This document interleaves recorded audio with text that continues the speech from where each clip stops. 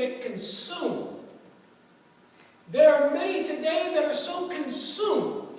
They're consumed with materialistic things to the point to where that they cannot seem to get ahead. Nothing is ever enough. They just keep going after more and more. And you wonder, when will they ever have enough? This young man was the same way. He wanted more. Nothing could satisfy him. He just continued to go after more, and he spent everything that he had after pleasure and passions. Many lose their entire livelihood over their passions and their pleasure-seeking ways. Many lose their families over their passions and their pleasure-seeking ways. Many of them lose their entire connection in life, and some go as far as even taking their lives over their passions and their pleasures. Nothing ever seems to fill that inner desire and wanting that they have. Well, friend, I got news for you. If you are one that woke up and realized that there's only passion and pleasure and sin for a season, you are one step ahead. According to Hebrews chapter 11 and verse 25, there was a man by the name of Moses who did that. He woke up and he realized that it wasn't all glimmer and glamour. It wasn't all just about what he could have in this life and about money, about fame, about prestige and power. But he realized that there was something that he was missing out on. And that was, he was missing out on what God really had in store for his life. And so you find that Moses chose to leave that life of pleasure, of sin, that he knew would only last just a short season. And so he left it. He left it for what God had in store. The squanderer, this young man, in Luke's Gospel chapter 15, he woke up, but here's when. He woke up realizing that the lifestyle that he was living was choking him to death. And there he sat. There he sat, in fact, inside of a pig pen. Jesus referred to this seed in Luke's Gospel chapter 8 and verse 14 as the seed that will literally choke you. It'll choke all the life right out of you. He said it was the seed that fell among thorns. And he said it stands for those who hear, but as they go on their way, please note that as they go on their way, not on God's way, but as they go on their way, something takes place in their life. They become distracted. They're choked by life's worries, riches, and pleasures, and they do not mature. There's no growth in them. They stymie. It's just nothing's there. They die out. They're choked. No life's breath in them. Let me share something with you folks. God wants you to experience the life breath. God wants you to experience what it is to be alive in Him.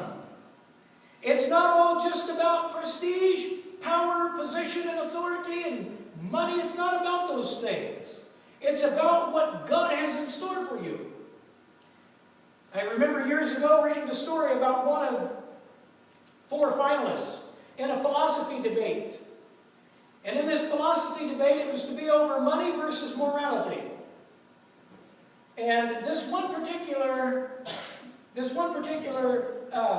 young man that was supposed to be there, one of the 4 finalists, he couldn't attend the championship round because he was in prison. He was in prison, and his name was Philip Torsrud. And Philip Torsrud actually said that, and he was among the 700 entrants, by the way, to the Great American Think-Off. It was a philosophy contest that was held in New York Mills, Minnesota. And that year's contest posed the question, what does society value more, money or morality? Torsrud wrote, he said, I can't take your morals from you, but I can take your money. That is why you will guard it and value it more. Unfortunately, he was right. And this is exactly what people do. And they start trying to just accomplish what they can do with what God has given them. Not only in finances, but also in other areas of life. It will consume you. Life, my friend, with all of its worries, all of its stresses, all of its concerns, will run right over your heart. And it will completely suffocate what God would have you to experience, and that is His life breath. And you won't mature. You'll grow. You won't grow. You will die. The fact is, you die right in your sin. That's where this young man found himself. He landed right in the pig pen. That's the second point. Landing in the pig pen. And when you land in the pen, let me tell you, that's a very uncomfortable life. I remember when I announced my call to preach, I went home and I asked my dad. I said, Dad, did you ever think that I would be in the ministry? And he looked right at me and he said, no, son. He said, I thought you'd have been in the pen. He was being very serious. Dad was the kind of man, he could crack a joke and never smile, but, you know, he wasn't being comical. He said, no, son, I thought you'd have been in the pen. He said, in fact, I thought you would have been there building up seniority so when your nephew came to join you. I said, wow, Dad, that's confidence. He said, son, that's exactly where I thought that you were headed. There are many that we can look at their life and we can say, that person is on the wrong road. We can look at their life and we can say, that person's life is an absolute and total mess or disaster. We can easily identify these people, but why is it that we struggle with our own journey? This young man looked at his life from the inside of the pen. He joined up with a citizen of the country where he was at, and this man sent him to his fields to feed swine. For those, how many of you have ever fed pigs? You've got some experience feeding pigs. Let me tell you what happened. My dad owned a couple of pigs one time on a farm that he rented. He rented it out, and he owned some pigs that were out there and a couple of cows, and I think even a couple of bulls at one different time. But anyway, there was a couple of the pigs there, and I remember one time just the smell of the slop.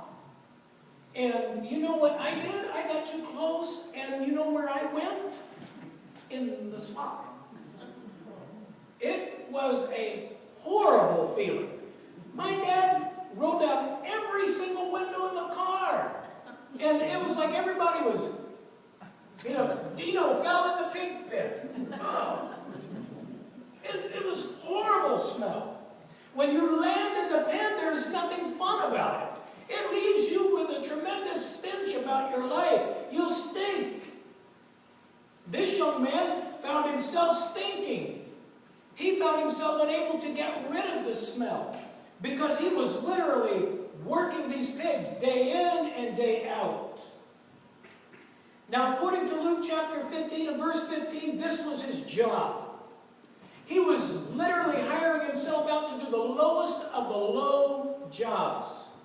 If you are one of those who struggles with what you do for a living and you feel like you're not getting ahead, or you feel like you've given up too much to be doing what you're doing now, let me challenge you with this. This young man left great wealth in the Father's house and left position and everything in his sin and went and spent it all, and now he's out feeding pigs.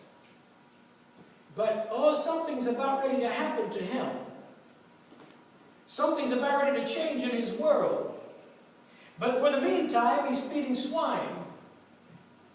Now, when you look at the history of the swine herders, what you're going to discover is that the Jews looked at them as being the lowest of low people. And not only did the Jews look at them that way, but the Egyptians looked at them as being so low that they weren't even allowed to worship the Egyptian gods. They weren't allowed to marry the lowest of the Egyptian women. None of them. The swine herders were completely outcasts, not welcome in Egyptian society. And the Jews didn't treat them any better. And so Jesus used this illustration about where this young man wound up, and all of his listeners, being predominantly Jewish, would have been saying, oh, we connect with what he's saying because this young man would have been a complete outcast.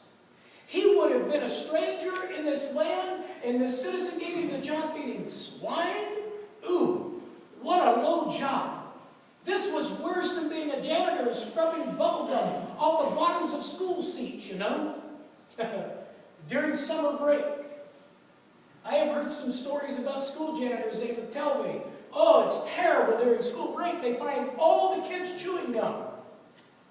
You know, stuck on the bottom of the seat, up underneath the bottom of the desk.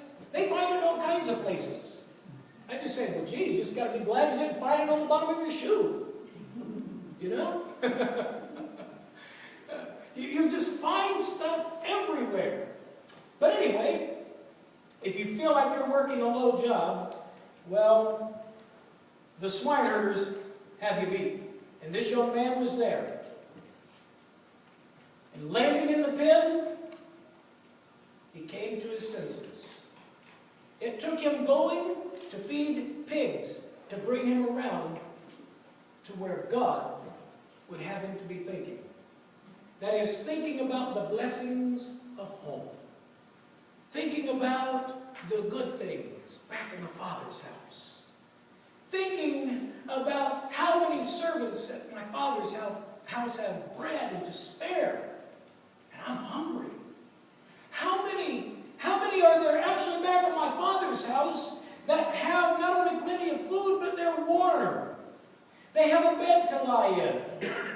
And here I am in the open air and I'm cold. We know the kind of clothing that he had on was rags. We know that from when he showed up at his father's house. The father said, go get the best robe and put it on my son. The father knew in looking at him, my son's lived a dirty life. He could still smell the swine. But I love him. The father couldn't help but to love him. When he seen him in the distance, he did what no Jewish man would do. He ran to meet his wayward son that had left his home and had left the place of blessing. But he went after him anyway and said, I love him enough. I'm going to welcome him from the pen back to the table. I'm going to put the best robe on him. Don't just bring any robe, bring the best. Go to my closet and get the best set of clothing that I have and give it to my son. He needs fresh clothing to put on, and I'll supply his need.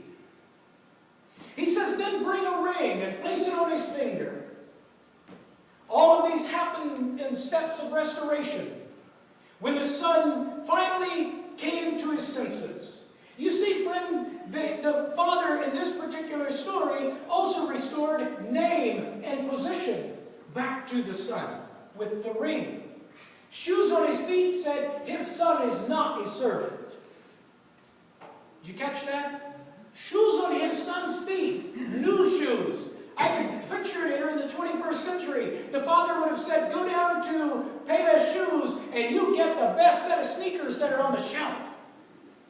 Don't you bring back any cheap shoes for my son to put on. He's not a servant. He's my son. He was lost and he is found. He was dead, but he's alive again. Let me tell you, this father was overjoyed. The Heavenly Father loves you and I just the same. He looks down the road and he sees us coming. We smell just like the swine. We've been feeding them. We've got slop still on our clothes because there wasn't a washer to get it out. We've had no way to be able to get ourselves clean. But we make our way back to the Father and we say, Father, I'm not worthy of your grace. I'm not worthy that you'd welcome me to your table, but would you